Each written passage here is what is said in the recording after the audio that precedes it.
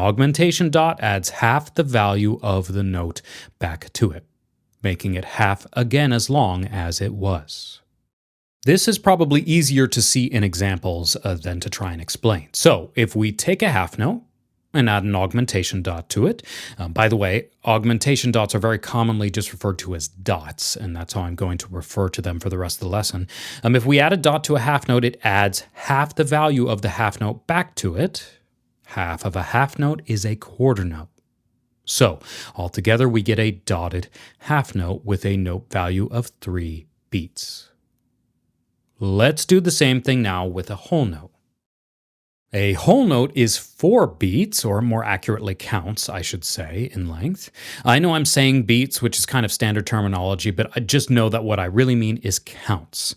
It's worth it to specify now that we're in the same space as 2 2-time signatures, in which the half note, a 2-count note, is getting the beat.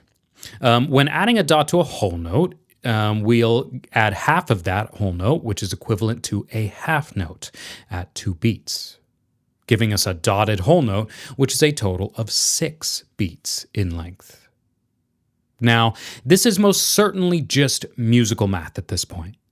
There is definitely such a thing as a 6-beat measure, a measure with a time signature of 6/4, or cases where you would use a dotted whole note in much slower music. Typically, that kind of thing is what you see in Renaissance choral music. And otherwise, you're not going to see it much outside of more advanced music in modern times. Okay, let's do one more of these. Let's now do this to our quarter notes. A quarter note is 1 beat.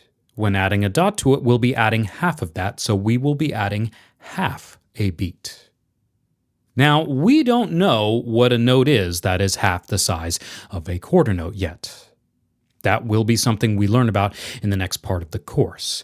But if you're willing to do a little bit of deductive reasoning, you might be able to figure out that, as with the other note values, we'll be looking for a note value that is fractionally smaller than the next size up.